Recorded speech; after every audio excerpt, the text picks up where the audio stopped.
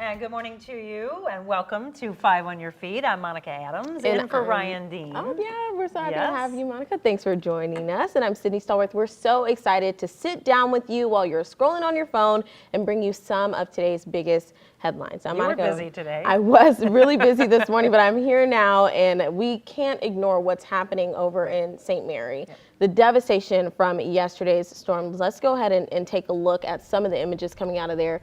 Now, as you can see, people's homes are completely destroyed. I was out there this morning with Joe, our photographer, and it was dark when we first got there, but as the sun started to rise, you could really see the extent of the damage. Right there, that's St. Mary Antique Mall, and the roof is completely ripped off. That woman there, her name is Jan, we spoke to her, she's a manager of 20 years, and they've closed. They've had to close their door. It's absolutely devastating, honestly. And that street is 7th Street, Monica, and their homes, it's a neighborhood. There's one of the homes after the storm. It's so sad to see people's belongings. We saw tricycles, toys, clothes, just scattered throughout the street. And that's just one street out in St. Mary. We did visit a couple of other places. We were on Highway 61. Same situation. Right. You know, the thing that's always hard, a lot of these storms, they move in late in the evening, so you're trying to see all the damage, and then it becomes daybreak. The great thing was that we were talking about no injuries, no deaths, which you look at those pictures, and that's shocking. It is shocking, and you know what everyone was saying? We did speak to some people who live there. One, this is a town of about 360 people, Monica, so this is a very small, close-knit town. Everyone was warning each other ahead of the storms. They said that they were actually tuned in to 5 on Your Side. They had their weather alerts, and people were prepared. As of now, we don't have any reports of any injuries, and I think that's amazing. It is, and you know what, Sydney, one of the most poignant things of the gentleman that you spoke to this morning that he said, and I know sometimes people don't like when things get broken into their coverage of whatever they're watching, but he said, thank you.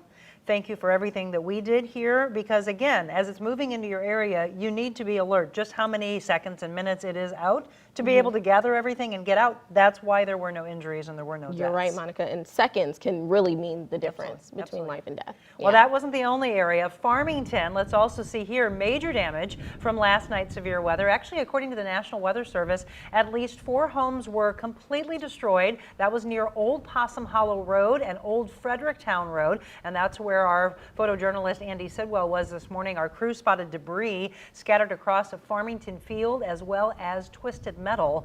And then there was also severe storm damage in Sedalia, Missouri. Crews were busy clearing up down branches and trees all around town. The cleanup actually expected to continue today as the National Weather Service will continue to survey the damage. That's right, Monica. In the town of Chester, Illinois, also seeing possible tornado damage. According to the Randolph County Sheriff's Department, some homes had roof damage at the Highland Acres Village Mobile Park home. There was also damage to 3 Springs Lodge nursing home, as well as numerous downed power lines and trees.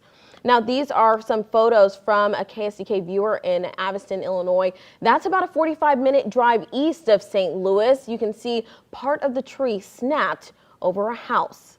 Oh, my goodness. So make sure if you have any photos, please text us, because we're telling you where we were, of course, where I was this morning, but we want to see what you're seeing where you are. Some pretty devastating images this morning. Yeah, and so that's 314-425-5355. We were asking Sydney for people to let us know if they had massive damage, obviously, as they're coming out of their neighborhoods. We know 61 was actually closed down. It was. In certain areas, and we may see more of that again, as I mentioned, as you get into daybreak, you really start assessing the damage and seeing more of what you couldn't see, obviously, overnight. Let's bring the man of the hour in. All right, Anthony. Wow, what, you know, again, I was so afraid when we came in this morning that we were going to be talking about injuries. So that is the greatest thing. No injuries, no deaths. Yes. Yeah, so that is great. But property loss, you know, still heartbreaking. Folks dealing with the cleanup, the loss of pictures, like you mentioned, toys, just things that we're so connected to, sentimental value. Right. So you can't get that back. But like you said, the lives, we're still here, we're still talking, we're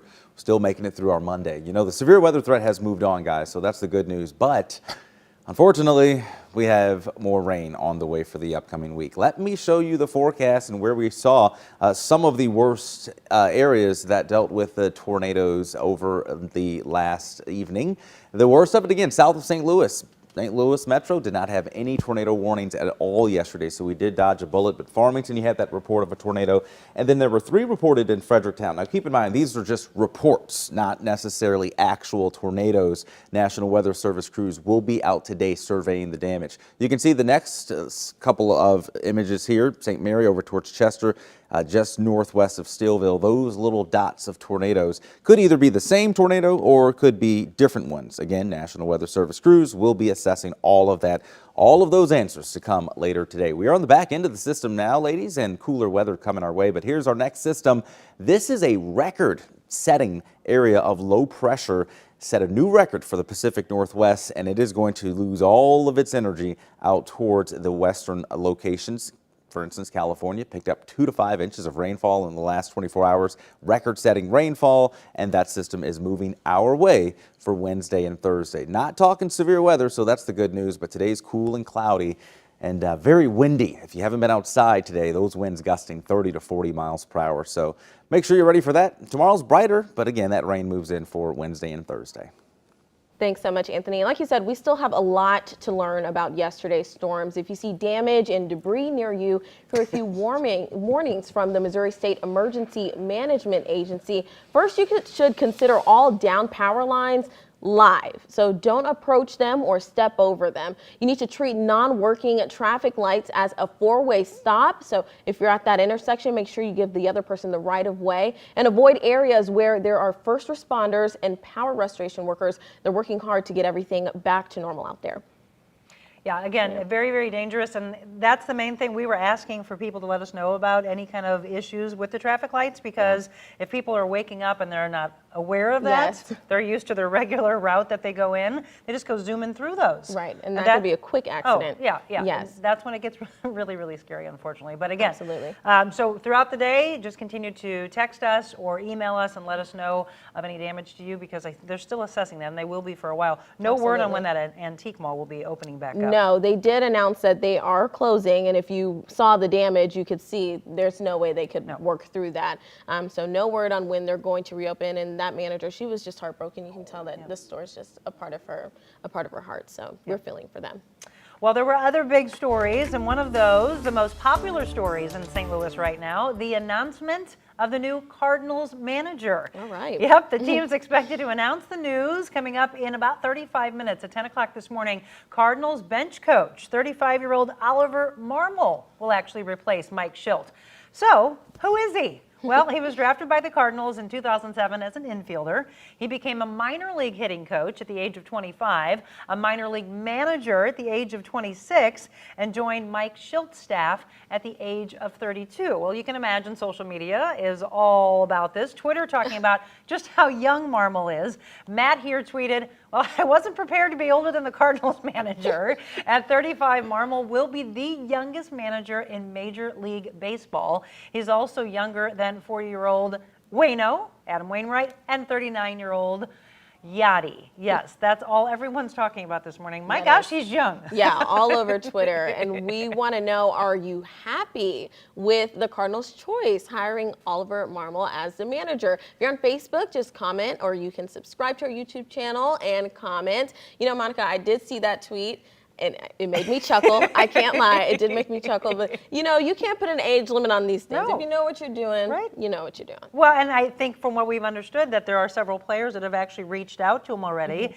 and they're excited. They said they really love his energy. They're looking forward to seeing what he'll do as the skipper. So I'm excited by it. You know, anytime some people they have a hard time embracing change. They do sometimes. But you have to do. Come on, we're a great team, first of all. Yes. And we just have to move on with the announcement, and we'll see what kind of energy is out there. And again, as you know, he's 35 now, but we just talked about what he's done already in his mid-20s. Yeah, he's an accomplished man. Yes. You can't Yeah, deny very that. young And age. speaking of that announcement, you can watch it live at 10 a.m. today on our 5 on Your Side app. So let's get into another trending story this morning, and it happened at the Blues game on Saturday.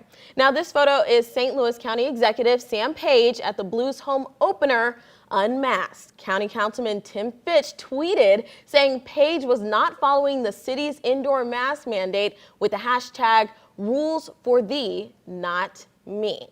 Well, the spokesman for Page tells 500 Side the county executive complied with the city's guidelines by wearing a mask while entering and leaving Enterprise Center and when not eating or drinking. I know, and that's the problem. We've seen a lot of pictures where people will say, wait a minute, I thought there was this mandate in place, so why aren't you doing it? But you Right. never know when someone's taking a picture, were they taking a drink of something, were they eating, or were they dismissing it altogether? Absolutely. And we don't know the context We absolutely behind don't that. know. Yes, and as journalists, we know this too. Sometimes it's so quick and easy to take one snapshot, but you're not sure what happened before or after or Right. during. Right. So he explained himself, and we'll see how this unfolds. There's another debate Yeah. to that, though. So obviously he's frustrated with that comment. But let's get to another debate happening online, and it comes up every year in October. What's the worst Halloween candy? Oh, gosh. Our dentists say, well, they're all bad. They rank the worst candy, though, for your teeth while trick-or-treating. The worst thing you can eat? Gummies. This actually surprised me. That's because it sticks on your teeth. So I can see more like Starburst and Yes. Laffy Taffy, things like Yes, that. yes, yes, yes. But when I hear gummy, I think more of like Swedish Fish and, gummy bears and those gummy worms. Yeah. But they say it takes a while to dissolve. Others on the list, caramel candies, Yeah, I can see Starburst, that. there we go, lollipops, pixie sticks. The good news, Sydney, chocolate.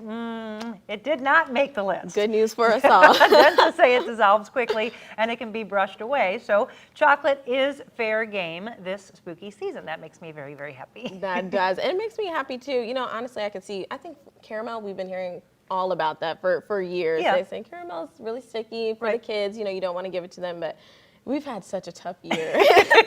Just give us a let your candy. kids have a little bit of candy this year. It's been a long one. Yes. Yeah. So if it was chocolate, what's your favorite chocolate? Oh, Twix. I love like chocolate and caramel. caramel. I'll do that. I'll do a Milky Way. I'll do, Snickers? I have a peanut allergy. Oh, she can't Oh do my goodness. So Snickers. let me tell you, growing up as a kid, Halloween was like, okay, it's like dodging grenades because you never know what they're just going to put into your. Don't put that peanut in my mouth. Yeah, so I have a severe peanut allergy. Well, Fun keep the fact. Snickers from her. Please, yeah. So if you were trick-or-treating, and that's really a cool thing that I saw a lot of parents do, and I don't know if it's been, 5-10 years, that they have the different colored buckets for the kids who have an allergy. They're Yes. like a turquoise or a blue, right? They do. They are turquoise, Yep. I believe. And, when that time comes, I eventually have kids, they will be having those as well. And it's really nice. Normally my parent, I was really shy growing up. So my mom would, she has an allergy. She has an allergy. Sure. And I'm like, oh, okay. I would get embarrassed by it. But it is really important to let people know. And if you see a kid trick-or-treating with that colored Yes. bucket, be sure to make sure you don't give them anything that they could have a reaction to. It'll be interesting this year to see, like they did last year, if more and more parents will actually have just the table set up, right? So there's not a lot of interacting, having to hand the kids candy. Yes. They just had it set up on the table. But you hope that the kids just take one piece. Yes, They just don't- one instead Oh, of the the whole bucket's gone. entire. Yeah, and I think they Halloween's advise you over. to wear. Are they wearing masks this year as well? I'm pretty sure that's advice. That is the advice. If you can. Well, and then some of them already have, their other mask mask on. on, But we did yeah. the story this morning about, some people saying we don't want the kids all gathering close together, but they're outside. Maybe have them, separated. But at least Halloween is on. It is on this year. Kids, it's on for you. With safety in mind, Yes, please. yes. Okay, that's been great. And thanks so much for joining us. Don't forget to send us your photos of any storm damage in your area. We ended on a lighter note, but today was really devastating for a lot of people, especially out there in St. Mary where I was. And if you see anything in your area, please send us pictures we want to see. Thanks so much for joining us. Absolutely. Have a good day and stay safe.